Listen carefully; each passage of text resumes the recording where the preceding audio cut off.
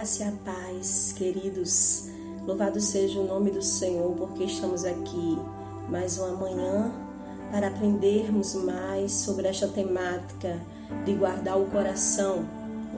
No devocional anterior você viu sobre o que é o coração do homem, o que significa esse coração em sua totalidade. E hoje nós vamos falar um pouco sobre o que significa guardar o coração no Senhor. E o autor, ele traz alguns pressupostos e implicações para guardarmos esse coração. Primeiro, ele fala que guardar o coração pressupõe uma obra anterior, uma transformação no seu coração e no meu coração. Uma pessoa, ela só pode guardar o coração se ela for transformada por Deus. E a gente sabe que o homem, ele foi criado por Deus em seu estado original, com sua mente uniforme, reta e equilibrada. Mas o homem, querendo buscar os seus próprios interesses, ele ficou desordenado em sua mente, em sua vida, em sua direção. Ele não tem mais uma direção por si só. Nesta condição, jamais o homem ele poderá guardar o seu coração em Deus. Mas pela regeneração que houve em Cristo Jesus, o sacrifício de Cristo Jesus na cruz do Calvário, assim nós podemos obter essa capacidade de guardar o coração. Diante de tudo isso, queridos, eu gostaria de afirmar que guardar o coração é o cuidado constante de nossas vidas, mesmo renovadas, para preservar a sua alma naquela santa mentalidade na qual a graça nos ergueu. É a luta constante do espírito contra a carne. O autor, ele destaca alguns aspectos específicos neste processo de guardar o coração. E eu gostaria de destacar para vocês. A primeira coisa que ele fala é que precisamos fazer uma análise constante da condição do nosso coração. A ideia aqui que ele fala é de conversar com o nosso coração. É de identificar, de examinar em nosso coração o que está errado, o que está nos trazendo algumas desordens em nossa mente, em nosso viver. É examinar cuidadosamente o meu coração, o seu coração. O salmista Davi, no Salmo 77, versículo 6, ele diz: meditei no meu coração. O coração jamais poderá ser guardado até que sua condição seja examinada e compreendida. E ele fala que depois precisamos nos humilhar pelos males e desordens encontrados nesse coração. Quando a gente examina, então a gente vai encontrar alguns males, alguns pecados, algumas desordens. Então ele diz que você precisa se humilhar, se derramar o seu coração em sinal de humildade. O rei Ezequias se humilhou por causa do seu orgulho no seu coração. Então, que venhamos a nos humilhar diante do Senhor. Ele também continua dizendo que guardar o coração envolve uma súplica sincera e uma oração suplicante por uma graça purificadora e restauradora quando o pecado tiver manchado e desestruturado o coração.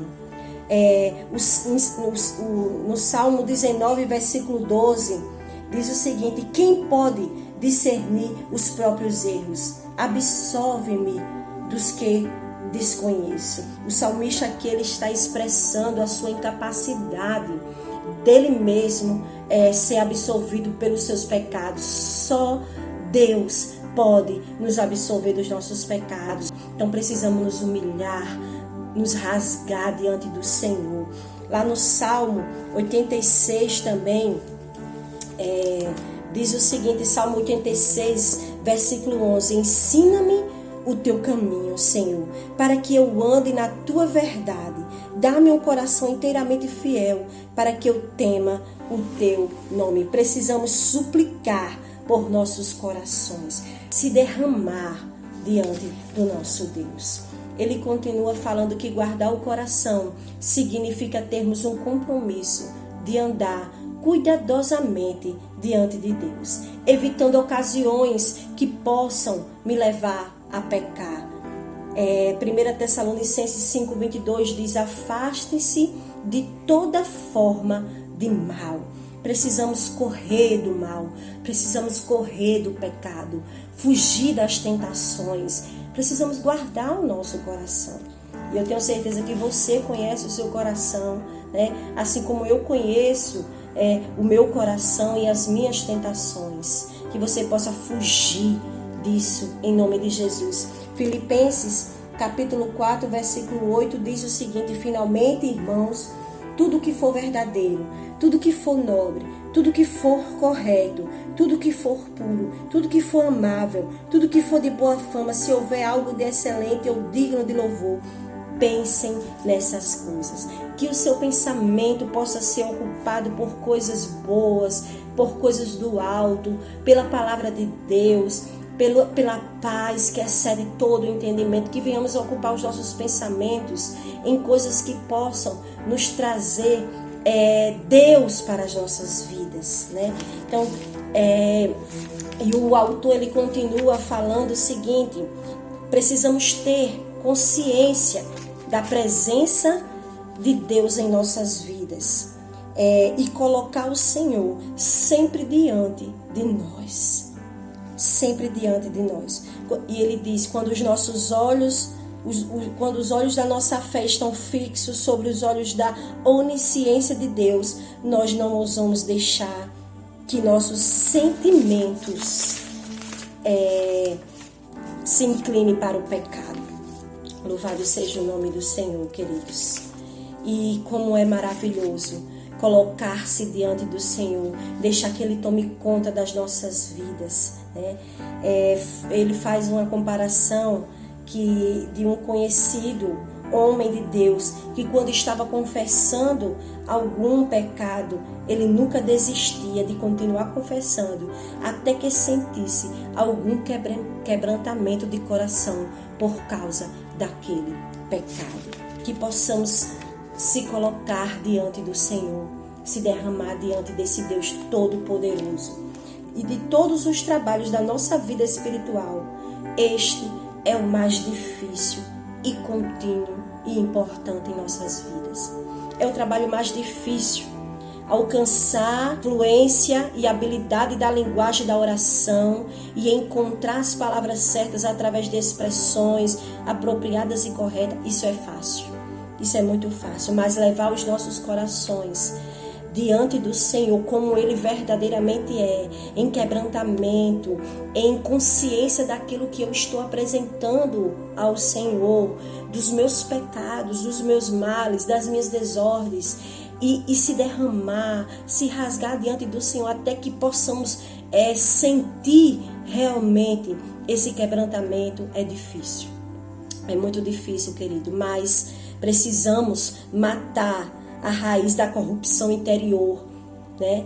Do nosso interior, e estabelecer e manter um santo governo sobre os nossos pensamentos, manter todas as coisas retas e ordenadas no coração. Precisamos ter esse governo dos nossos corações. É um trabalho constante, é um processo. Guardar o coração é um trabalho que nunca será completado aqui nesta vida.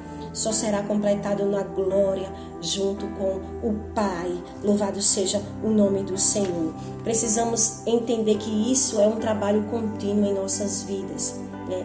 E é a atividade mais importante da vida cristã. Sem guardar o coração, não passamos de religiosos formalistas. Todas as nossas declarações, dons e deveres não significam nada. O que Deus pede de nós é isto: filho, dá-me o teu coração, dá-me o teu coração. E o autor faz a comparação aqui de Benjamim e José. em relação ao coração, parece que Deus está falando como José a respeito de Benjamim. Se vocês não trouxerem Benjamim com vocês, não verão a minha face. É como se Deus estivesse dizendo: filho, dá-me o teu coração para que você possa ver a minha face verdadeiramente. Deus rejeita todos os deveres, por mais gloriosos que sejam de outras maneiras, por mais magníficos que sejam oferecidos sem o coração. Aquele que cumpre um dever sem coração, isto é, descuidadamente, não é mais aceito por Deus do que aquele que o realiza com o coração dividido, isto é, com hipocrisia. Precisamos guardar o nosso coração no Senhor, queridos. Que esta palavra possa aplicar em seu coração, possa entrar em seu coração e fazer morada. Que você possa realmente entender o que significa guardar o coração no Senhor, né? E que venhamos ter isso em mente. É um trabalho difícil, árduo, contínuo em nossa vida cristã, mas é a tarefa mais importante da vida de um cristão. Que o Senhor possa estar te abençoando nesta manhã. E eu quero orar com você. Senhor Jesus Cristo, nós te louvamos, Pai, nós te bendizemos, Senhor, porque Tu és o Deus Todo-Poderoso. Queremos, Senhor, nesta manhã clamar a Ti, ó Pai. Ó Deus, nos dá, Senhor, forças, habilidades, como crentes regenerados em Ti, de guardar o nosso coração de todo pecado, de todo mal, de toda desordem, de tudo que venha nos fazer ficar longe de Ti, Pai. Nos auxilia em nossas fraquezas e nos auxilia nesta caminhada junto contigo, Pai. Oh Deus, é assim, ó Pai, que nós choramos nesta manhã, em nome de Jesus. Amém.